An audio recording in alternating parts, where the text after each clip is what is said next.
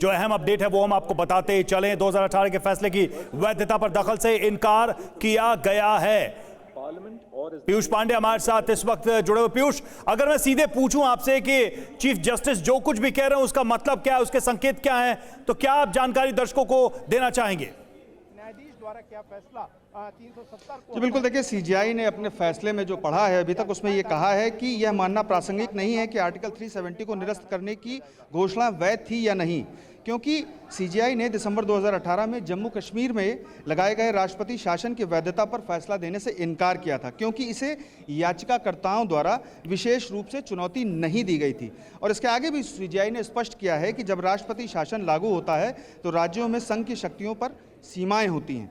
तो यानी कि जो आर्गुमेंट दिया जा रहा था, लगातार जो केंद्र सरकार के फैसले के खिलाफ याचिकाएं आई थीं, उसमें सीधे तौर पर कहा जा रहा था कि विधानसभा को भंग करने के बाद कॉन्स्टिट्यूएंट असेंबली का गठन करके ही इस पर फैसला लिया जा सकता है कि 370 हटाया जाए या फिर नहीं।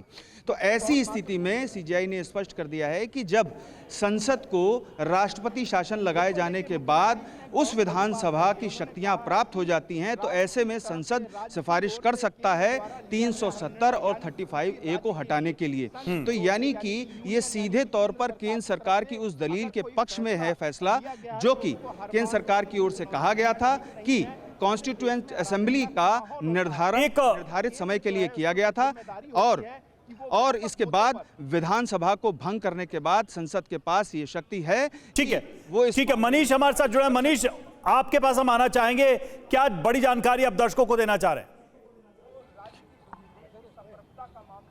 बिल्कुल, देखिए इस समय जबकि सुप्रीम कोर्ट के चीफ जस्टिस की अध्यक्षता में यह फैसला सुनाया जा रहा है आर्टिकल 370 को लेकर, तो सबसे पहले सुप्रीम कोर्ट उसे शुरू से डील कर रही है। यानी जब केंद्र सरकार ने जम्मू कश्मीर में राष्ट्रपति शासन लगाया था और सुप्रीम कोर्ट ने कहा कि केंद्र सरकार ने राष्ट्रपति शासन लगाने का जो उनका फैसला है वो सही है और उसमें हम दखल नहीं देंगे। दूसरी बात आई कि केंद्र सरकार ने जब राष्ट्रपति शासन लगाया तो राष्ट्रपति शासन के तहत बहुत सारे फैसले लिए गए, तो सुप्रीम कोर्ट ने कहा कि हम हर फैसले को चैलेंज नहीं किया कर सकते हैं। इसलिए जो पिटिशनर्स का कहना है कि इस मामले में कि क्या राष्ट्रपति शासन के अंतर्गत केंद्र सरकार का फैसला सही था, यह सही नहीं है। इसका मतलब यह है कि राष्ट्रपति शासन के बाद यानी दिसंबर 2018 के बाद से अगस्त 2019 तक जो भी फैसले लिए गए वो सब सही थे।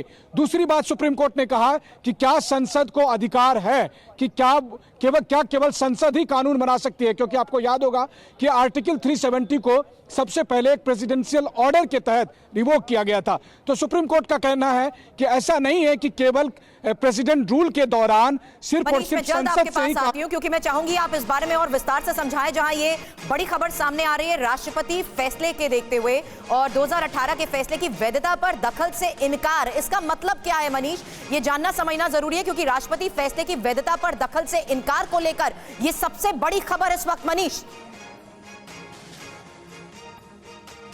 जी हाँ, बिल्कुल, देखिए दरअसल दिसंबर 2018 में जम्मू कश्मीर में केंद्र सरकार ने राष्ट्रपति शासन लगाया था। सुप्रीम कोर्ट ने केंद्र सरकार के उस फैसले पर अपनी मुहर लगा दी है, अगर मैं कहूं तो एक तरह से, जब उन्होंने कहा कि हम इसमें दखल नहीं देंगे, केंद्र सरकार का यह फैसला सही है, केंद्र सरकार का यह फैसला कहीं से भी असंवैधानिक नहीं है। दूसरी बात है कि राष्ट्रपति शासन के दरमियान जम्मू कश्मीर को लेकर जो जो फैसले हुए, सुप्रीम कोर्ट ने कहा कि उन फैसलों को भी चुनौती नहीं दी जा सकती है। यानी उन फैसलों को भी दिसंबर 2018 से अगस्त 2019 के तमाम फैसलों को सुप्रीम कोर्ट ने सही ठहराया। उसके बाद जो दूसरी बात आई, सुप्रीम कोर्ट के सामने यह सवाल था कि क्या संसद को ही अधिकार है कि जम्मू कश्मीर को लेकर कोई कानून पास करे, क्योंकि आपको याद होगा कि 370 को लेकर केंद्र सरकार ने एक प्रेसिडेंशियल ऑर्डर के जरिए ये चेंजेस किए थे। तो सुप्रीम कोर्ट ने कहा कि ऐसा नहीं है कि केवल संसद ही कर सकती है, यानी सरकार को भी अधिकार है, यानी राष्ट्रपति को भी अधिकार है